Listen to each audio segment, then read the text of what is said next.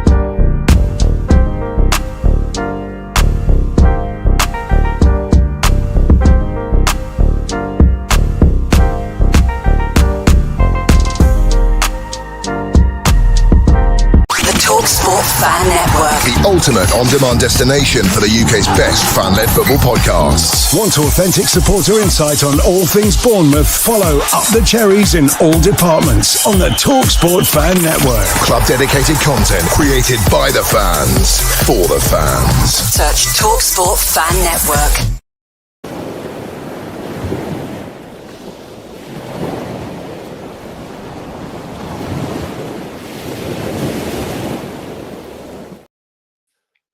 Good morning, good afternoon, and good evening, Cherries fans from around the world, wherever you're watching this morning. Welcome back to Tuesday morning edition of Cherry AM. After you've seen mine and Malcolm's face probably numerous times in the last 24 hours with Cherry Slaps and Cherry AM yesterday.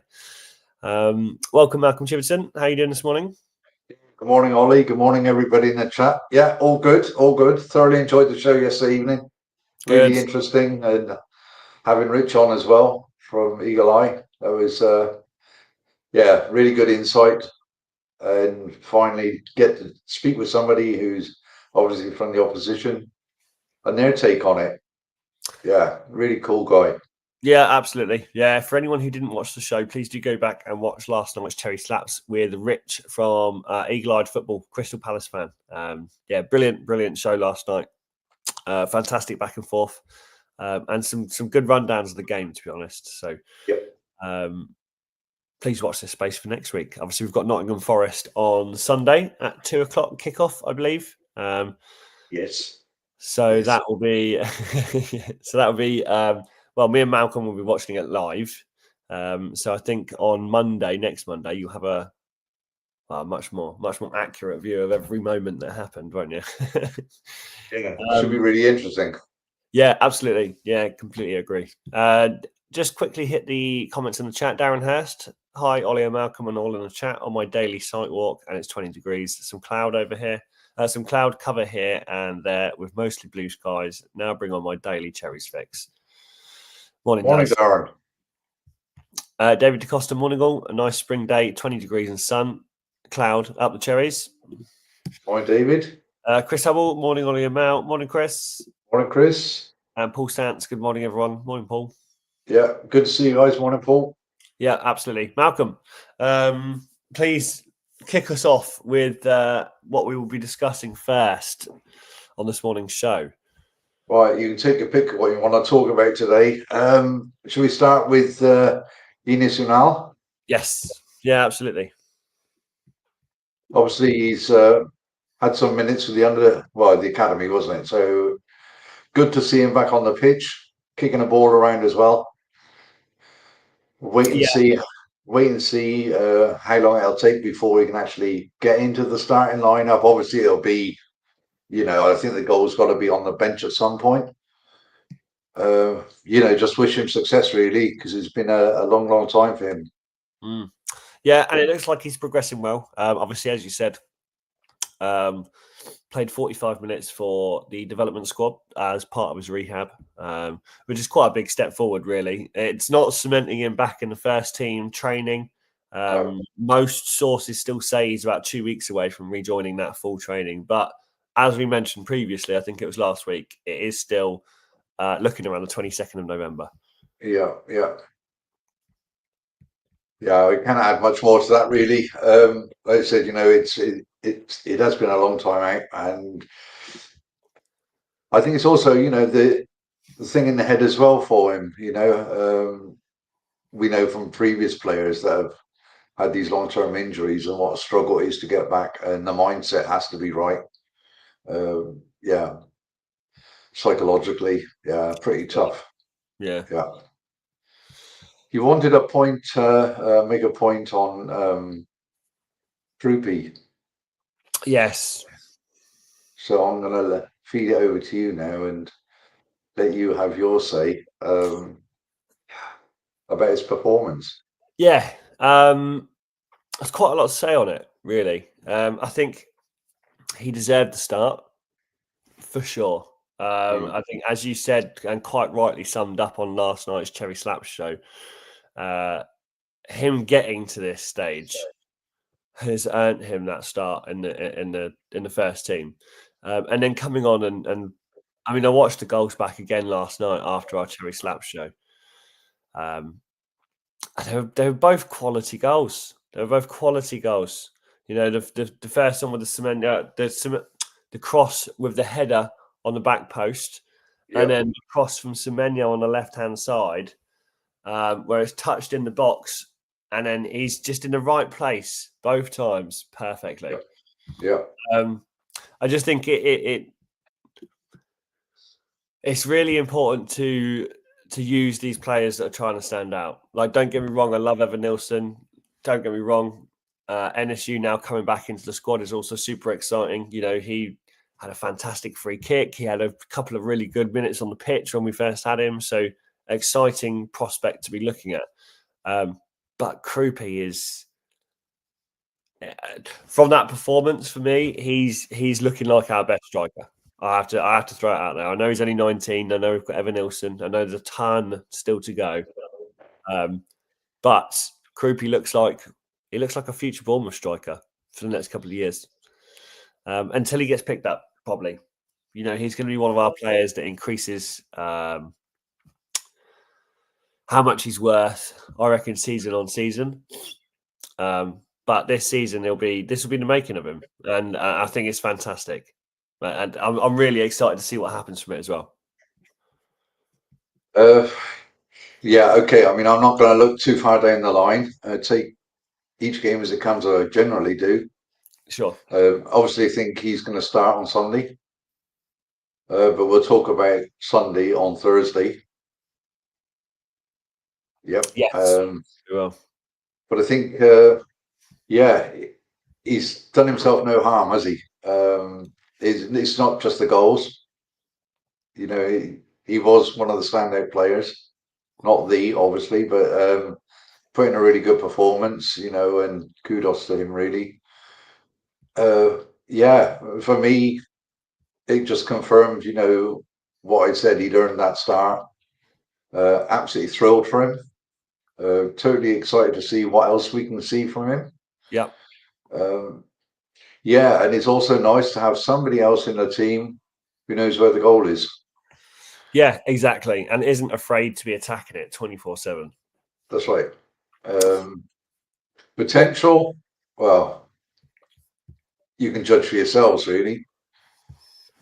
But I think if he continues to play the way he's playing, obviously he will have opportunities, maybe, during 90 minutes to have shots on goal or whatever, or even assists, because he can do that too. Who knows? He could be the first choice striker. Well, I was about to say, obviously, with him being the next potential breakout for us, I mean, how much should that mean he should play going forward? I mean, we have these conversations all the time, right, about Andoni managing minutes, not wanting people to over-exhaust themselves or over-fatigue themselves. Is he going to start at Forest? Or is that the kind of explosive performance where Iraola now goes, if we've got someone else that can play there, then we'll put them there. But for now, it'll be Kroupi. Will Kroupi then get immediately taken back out once Ennis or Ever is back in? I think you have to obviously wait up on that. Andoni and the coaching staff, they know what he's about. see what his performance levels are like, and maybe they'll continue and just put Ever on the bench. That is a very strong possibility. But it certainly won't do his confidence any harm the way he started. Just super excited, really am. Yeah, I couldn't agree more. Liam Humby says, good morning, everyone up the Cherries. Great cherry slaps last night. Thanks, Liam. Good morning, Liam. Dan Short, morning, Ollie and Malcolm. 12 degrees in pool. Any idea what Ever has done? Morning, Dan. Calf injury, isn't it? Muscle? Not sure. Yeah, not sure. Yeah. I'll give you an update on that, Dan. Paul Sants, who would everyone start? Evan Nilsson, Kroupi, or Mateta if he played for us? Be tough to say, wouldn't it? I guess out of those three that you said there, Paul, Mateta would be an interesting one. I don't think he'd fit into our squad particularly. I'm not sure. At the moment, Kroupi. For me, against Forest at home, on home turf, Kroupi starts on Sunday. But he will. For me, he will do anyway because we've got no Ever. Exactly. Yeah. Moving forward, not 100% sure. I think it depends who we're playing, who else we have on the pitch. It could differ from game to game, right? That's Liam Humby again. Sean Dyche is looking likely to be the Forest manager, according to SSN. What do you think about that, Sean Dyche going and taking over? I mean, I don't really rate him too much as a manager, and he's not really done incredible things, has he? He can steady the ship a bit. His style isn't my cup of tea at all. I think it'll just be a stopgap, maybe to the end of the season. From what I read yesterday evening, it was the discussions were about the length of contract. So that's why nothing has been posted up as confirmation or anything today. But yeah, watch this space. It could happen today. Yeah, absolutely. David DaCosta, Kroupi, a very raw talent. Watch this space. Absolutely. Yeah. Dan Short says, haven't we got any more strikers available? I don't think we have. Don't think so. But the question there, do we need them? That's a good question. We got players that are adaptable. Yes, and we've got strategy and tactics, I guess, and the formation that would allow us to push forward into the final third without clinical strikers, I guess, right? If we didn't have Evan Nilsson or Kroupi or a striker on the pitch, we've still got Adams, who pops a shot every now and then and did get his first goal for the Premier League recently. Tav fires a few shots off. Semenyo continues to fire shots off. I mean, Adley wants to get his first goal. I mean, Diakite on every single corner and free kick is in the middle of that box. Yeah, exactly. Yeah, Brooksy when he comes back. All of these players are, not goal scorers necessarily, as we'd see a goal scorer, but crikey, they'll be in there and they'll be getting involved if we haven't got a striker on the pitch. It's the beauty this season. Yeah. And we said at the start, I know that people in the chat have said, about Ever's lack of goals, but that's not so important. It is a team game, and if they can set up maybe somebody who's behind the striker, like you say, Semenyo, he's popped in a few already. Suddenly, Christie appears out of nowhere and scores a goal at the weekend. Mm-hmm. Yeah, why not? Anything is possible with this team. Yeah, and Andoni will set him up accordingly. If he has a problem with maybe injuries or one thing or another, he will change the formation, and he's brave enough to do it. And if it doesn't work, well, we know what he does. He'll change the setup in the second half and then go again. But the potential's there. I mean, we got, to be honest with you, with Gannon, Doak and Adley, we got pace there, haven't we, up front? Yeah, we have. Right, yeah, so... and pace that isn't concerning either. It's not like, sometimes you have a bench player, right? And you bring that bench player on purposely for that reason, for just a bit of legs, for a bit of stamina, to create a problem on the back four, possibly. But we have more than that, don't we? We haven't really just got problem causers. We've got people that could bring on and impact a game. Exactly. And fortunately for us, I mean, okay, you look ahead to maybe the next game, which I always do anyway. But those that are out injured, so Evan Nielsen, Brooksy, you know, you're looking at maximum. They said 3 weeks. So going back to last week, so 3 weeks. So maybe the next 2 games they're out and then they're back in again. Mm-hmm. So, you know, we can just push on with the squad we got, and we have got depth in the squad this time round, fortunately. I can't see it being a big issue. Only if, we got to, those players that are actually playing and those that come on, those guys have to stay fit. Yeah, and not have too many injuries in one go like last season where, you know, they're dropping like flies. It's managing the minutes. Simple as that, managing the minutes. I mean, you made a really good point, actually, last night, Ollie, about the changes that Andoni made, the timing of them. They were later than what we're used to seeing. Yep. Yeah, I mean, I didn't pick up on that until he actually mentioned it. And I thought, well, he's got a really good point there. Because normally, you know, you're looking at around about the hour mark. And then he made one at 60. That's right. And then the other 3 at 75 and 76. Yeah. Which is odd. It's a real odd way for him to manage the final 25 minutes. But could that be because, you know, Palace were in the ascendancy? They got the goal back? Possibly. Yeah. I mean, I'd love to give you an answer to that because that would give me a minute. That's why he's manager, isn't it? But yeah. You know, he'll see things that we don't see. Yeah. You know, and his trainer thought we can't read his mind, can we? So, but nevertheless, wow, I was still buzzing about that game. Really am. Yeah, it was really, really good. Yeah, couldn't agree more, to be fair. What I wanted to ask, and I'm not sure if it was slightly off topic, so shut me down if it is, and it just brings us back to the VAR on Saturday's game against Crystal Palace. Yeah. Now, I know that obviously everyone has their opinions on VAR sometimes and whether it's working, whether it's not working. From Saturday's game, I still just get this overriding feeling that it's in the way and it's kind of just overshadowing what could be a fantastic game with. And don't get me wrong, Saturday was a fantastic game. It had everything.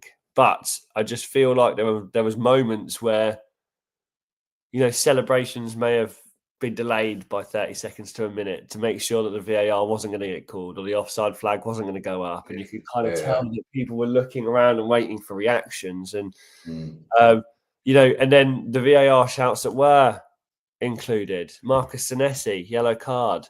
Yep. You know, I had to make sure I made my point last night with Sarr. You know, he didn't stay on his feet that much in the second half at all. So yeah, I mean, looking back at that, penalised and then it be brought to VAR, but then be penalised on that singular moment. So nothing leading up to that, nothing that Sarr did. Do you see what I mean? I don't fully agree with how VAR works at the moment. Well, I get your point. They get too involved, is my personal opinion. I'm all for it.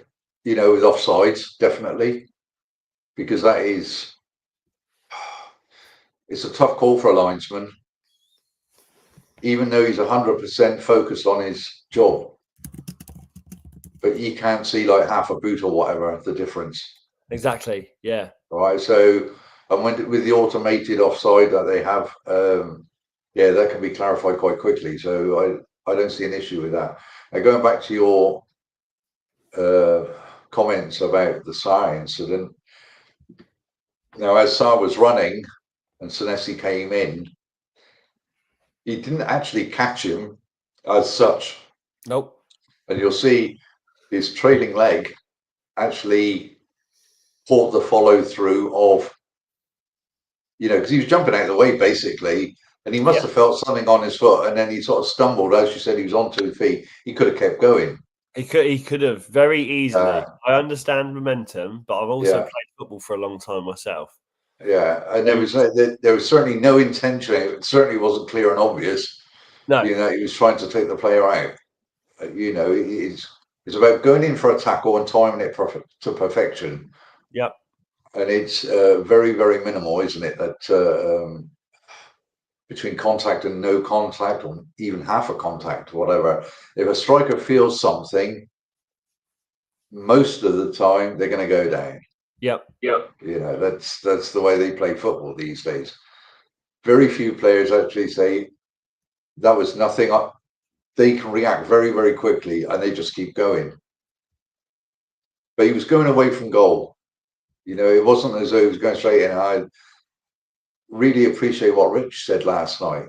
I understand all that and what could have possibly happened afterwards. It was really, he clarified it brilliantly. But for me, it was the right decision. I'm absolutely thrilled that a referee has got the nuts to actually stand by his call and actually overturn VAR's intervention. Obviously he was called to the screen, everything else, but he stuck by his decision and did the right thing. And that is something you see very, very seldom. Yep. So, kudos to the ref for that. Yeah. Couldn't agree more. Dan Short says, haven't we got any more strikers available? Suggests Jebbo. Teabag says we have history with Sean Dyche. Darren says, do we not have any strikers out on loan? Winterburn, Favrois and Jebba. Yes, we do. Yeah. So out on loan at the moment, Max Aarons, Daniel Jebberson, Lewis Sinistera, Alex Paulson, Ben Winterburn, and Romain Favrois. Any three of those could be called back at any time. So yeah, you're right. There are still options. Darren. He also says Cherry Slaps was great and was great to have opinions from both team supporters. That penalty was a shocker. When every single set piece the same happens, they need to be 100% consistent. Yeah. Sarr fell over too many times and should have had a booking for simulation. Yeah, 100% agree. Yeah. Senesi is an awesome player, but when caught on the back foot, does do some rash things. Handball on halfway line. Yeah. It's funny you say that, actually, because I wasn't going to describe it as a rash thing. His challenge on Sarr. That was almost as you've just said, Darren. It sums up Senesi for me. I feel like of course, it was a risky tackle. He knew it was last man. He also knew that it could have been a late challenge. If Sarr had pulled off to the right, he would have been nowhere near the football.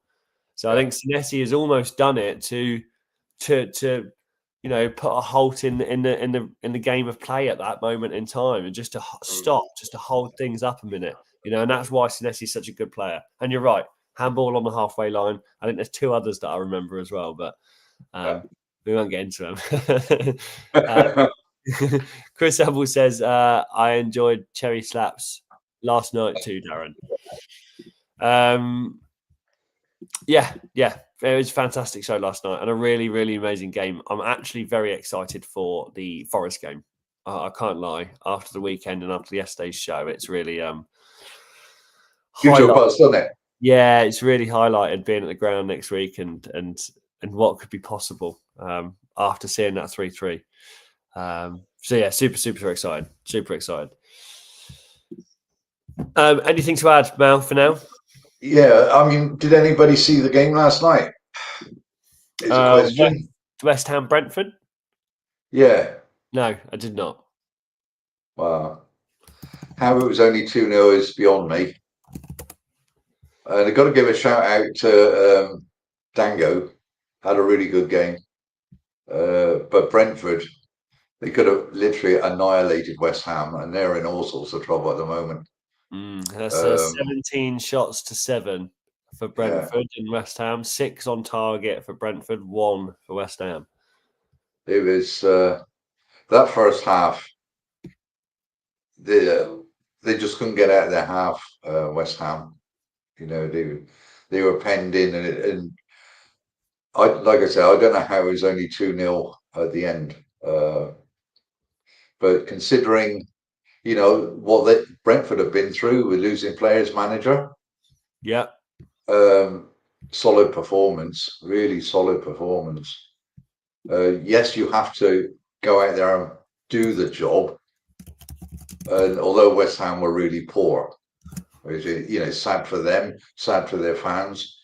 You expected more. New manager coming in. It goes back to the same old. Forest as well.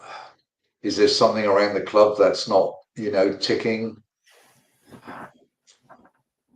I don't know. It's going to be really, really interesting. Obviously, I think West Ham they're at Leeds at the weekend, so things not going to get any easier for them. No, no. And just looking at that table now, I mean, it's dire straits, isn't it, for Wolves and West Ham? I mean, even a win for them at this stage wouldn't take them out of the relegation zone. That's how bad we are. 8 games in, is that 3 points can't take you out of the bottom 3 spots. We didn't see this. We didn't see this coming, did we? Oh no, we didn't. No, especially not for. Well, in my opinion, especially not for West Ham. Yeah. I knew that Forest. We had this conversation, didn't we? That Forest were going to have some issues. Yeah. Because of managerial changes, arguments between senior leadership and whatnot. We knew that Wolves were going to have a bit of an issue. We said that as well in the top tier list show. But West Ham were never there for us, which is an interesting one. Yeah. I mean, Burnley slightly escaping the relegation zone at the minute, but still only on 7 points, and then 8 Leeds and Fulham just above that with 8. And believe it or not, Brentford, Everton, Villa, and Brighton are now all but above Newcastle. So it's crazy. Very, very strange table at the moment as it lays. Very strange. But it's what we want, isn't it? 100%. Yeah. And from our perspective, it's exactly what we want. This is, if there's anything that's been closer to the league where Leicester won, and that start of that league, which I know we keep bringing up, and we might not be the Leicester, but just watching that league itself was fantastic. Watching that season, the turbulences, the ups and downs for the top 6, it was fantastic. It was a brilliant season.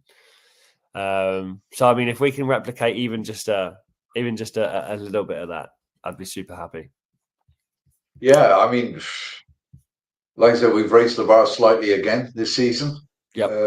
Not leaps and bounds, but step by step, and see where we go from here. Mm-hmm. Obviously, we'd love to see a 3-pointer on Sunday. That would keep us at minimum 4th place anyway. But the table, it's nice to look at. Let's look at it in April, see where we are then. But keep the momentum going, get the points on the board. Who knows? Yep. Yeah, absolutely. Darren brings it back to Senesi. Says he definitely did it for the yellow and took one for the team. But big risk to do these things for risk for red. Yeah, absolutely. Especially as last man, close to the box. I think we were at this stage, we were 2-0 up.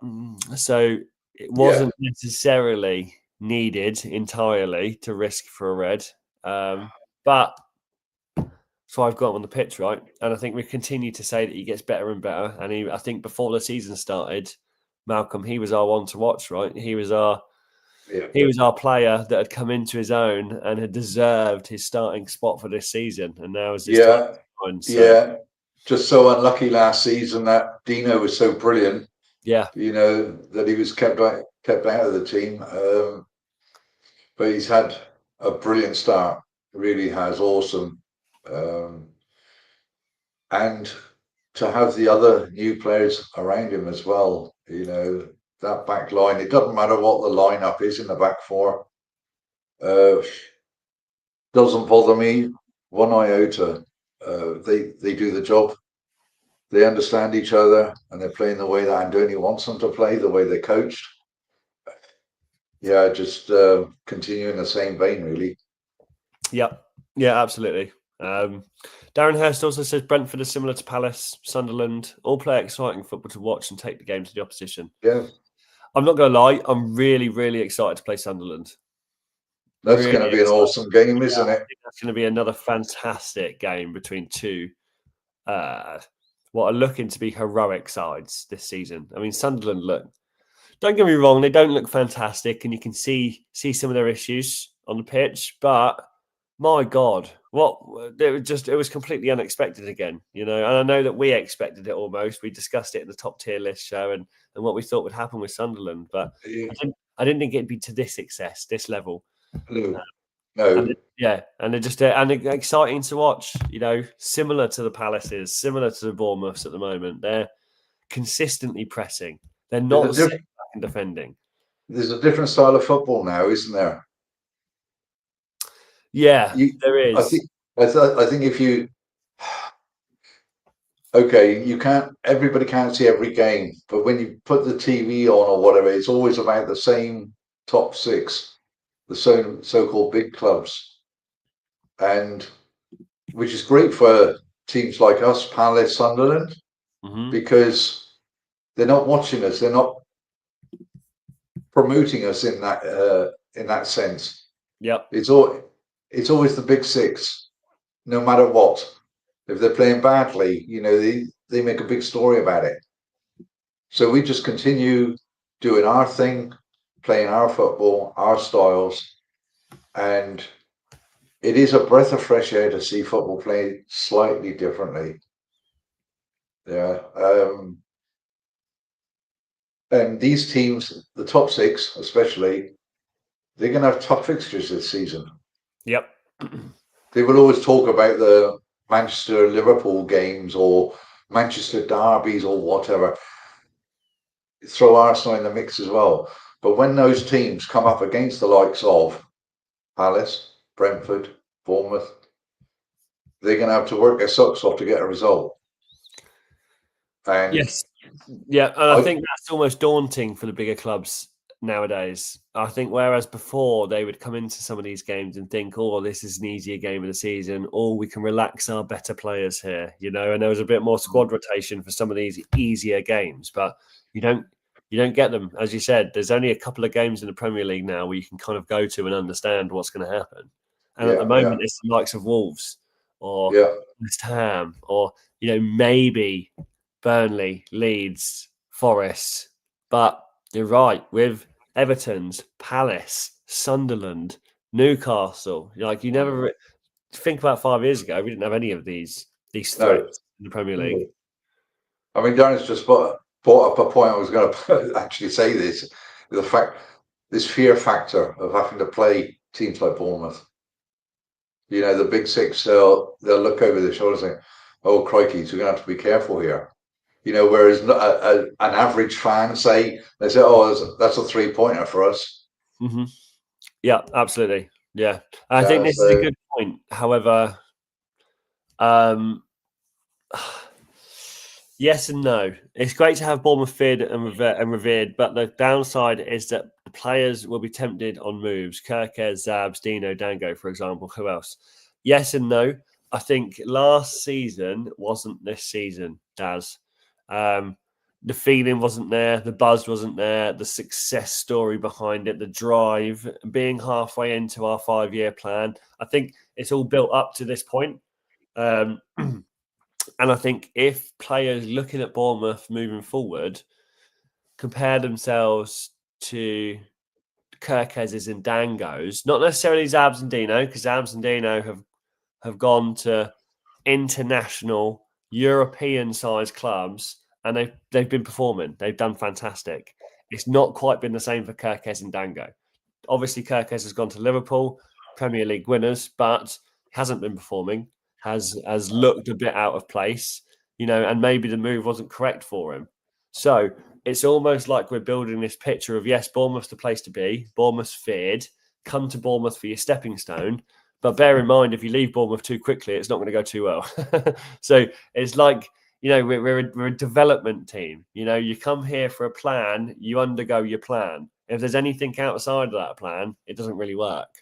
And I think that's what you've seen here with the likes of Kerkez and Dango, it not really working too well because of maybe a rush sale or because of maybe being picked out by the big boys too early in the Premier League. But Zabs and Dino spent just enough time, impressed just the right people and got picked up, So I think it can happen either way. Yeah, and they've been put straight into their teams, haven't they, Sabs Dino? So there was no concerns. Yeah. Okay, Kirk has had loads of minutes already this season. I think he's only had one sort of decent game. What I would class as a decent game for Liverpool. Yeah. But I wouldn't say he looks out of place, but it's Liverpool don't play the Bournemouth way. And that is it. Totally different style. What he was expected to do, at Bournemouth, he can't do at Liverpool. Who let the dogs out? Yeah, the cats and the dog are outside making noise. I hear them from the office window. How did I know that? I know, you could tell, couldn't you? Yeah. Yeah. Yes, yeah, completely agree with those words there. Darren also says here, Senesi,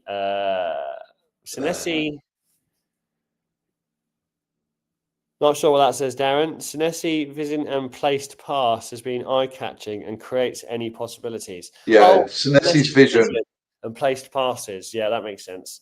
Yeah. And he also says, totally agree and I trust the process completely, Ollie, but thought it was an interesting objective perspective. Absolutely. Yeah. Completely agree. Something I'd not actually considered either, really, Daz. So I appreciate you bringing it up. It's an interesting thought process. Especially moving forward. It'll be interesting to see how Bournemouth as a club or how our recruitment department takes some of these things on the chin moving forward. Do we almost push ourselves into an upper echelon, and do we go, right, in actual fact, we're not going to sell these players, do we start to turn the tide a little bit and become a bit more of a stable club in regards to buying and selling? Everyone says that we're a selling club. Does that kind of thing change in football? Do clubs able to get themselves to such financial stability that they don't have to be a buying and selling club anymore? What's going to happen in the next 2 years? It's interesting. I would like to see, to be very honest with you, that last transfer window, no matter which team you support, as a big picture, that last transfer window for me was absolutely bananas. Players going for absolutely ridiculous amounts of money and totally underperforming. Not everyone, obviously, but some of the big moves have been absolutely shocking. Why have they bought players in? I'm not going to name clubs. There's no point. But very disappointing that some of them they've been asking for transfers, wanting big moves, and it just hasn't happened. Now, is that down to the player maybe being, with his agent and being a bit greedy, without maybe a bit more forethought going forward? Because obviously, I mean, if you look at the Kirkus situation, that went back weeks, didn't it? Before the end of the season, it was just an ongoing story that never seemed to end. The grass isn't always greener. It's a phrase they often use, and it's very valid. I think Bournemouth will have the players that they bought in. All right, so they got unknowns, totally unknowns. The players bought in from clubs throughout Europe or wherever just to do a job, and they fit the system. They've ticked all the boxes. The recruitment have said, these are the guys we need to have in. They get sanctioned, bring them in, they perform. And it steadies the ship. We've got no concerns. When we got 11 players go out on that pitch, we know what's going to happen. Yep. That they're going to perform, they're going to give their all, no matter what. You never know how a game's going to pan out, but you got the trust in the team to go out and perform. Now, take that over multitude of games, obviously with cameras and everything and press, they're going to be watching these and saying, "Oh, we got to snap him up. We got to snap him up." But things don't work that way, and I think internally in the club they can actually look to keep these players now. over a longer period, not just a one season. We're talking about 2 to maybe 3. And when you see the likes of, come on, pick a name, Clivert, he wants to stay at the club. He had the opportunity maybe to go somewhere else, but he's happy enough to be at that club. He sees what the project is, what the plan is, and the other players buy into this as well. So the vision is there. They know what they're about. And if this vision continues, like we said, the 5-year plan thing, they want to be part of it. So no matter who comes in for whatever player, I think they'll just have the door closed on them. Yep. Bournemouth will say thanks, but no thanks. Yep, love it, Mel. Love the sum up. I think it's very accurate. And then just touching on, Darren says, I would love every single current player to remain in the journey for the next 3 years. Absolutely. Build a team to be remembered like the great Ferguson's team of yesteryear. Yeah, absolutely. Yeah. Chris says, let's hope that Bournemouth win at home against Forest on Sunday. Absolutely. Yeah. And Darren says 100% Chris, bring on the Forest. We are the chainsaw. Absolutely, we are. And look, we're going to close off for today. As always, go on, Mal. Right, a couple of things. No Cherry AM tomorrow. Yep. Ollie and I will be back on Thursday morning. Correct. We'll probably do something about Forest. We will indeed. With our maybe predictions, lineups, whatever. And also coming out this week, cherry pickings. Yes. I think maybe Thursday is going to be put up, is it? Yeah, I think we're filming it Thursday night. Might be out Friday morning. Wednesday. Oh, Wednesday. Oh, it'll be out Thursday. Yeah, I think we're doing it on Wednesday evening and it'll be out Thursday. Yeah, I think that's the plan. Okie dokie. So stay tuned. Obviously, for those that don't know, hit the like, subscribe, bell button, everything. Do the business. Yeah. Great having the time with you again, Ollie. Yep, as always, Mel. Appreciate you coming on board this morning. And as you've quite rightly just stated, see everyone on Thursday morning for a Nottingham Forest update and rundown, as usual, for our Thursdays. Ready for our even more exciting weekend this weekend. So, well, I think we'll dive a bit more into that on Thursday. Absolutely, yeah. Thanks everybody in the chat for joining us, especially the guys down under. Great to have you here as always. Have a good Tuesday. Yeah, thank you as always. Yeah, and see you again on Thursday. Up the Cherries. Up the Cherries.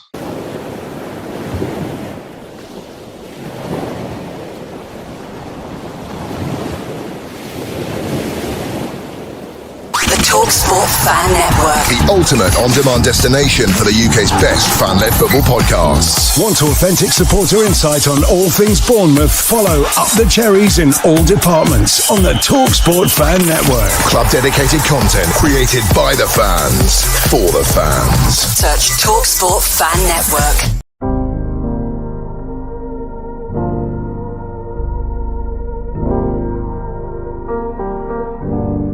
I should be like you, Mel.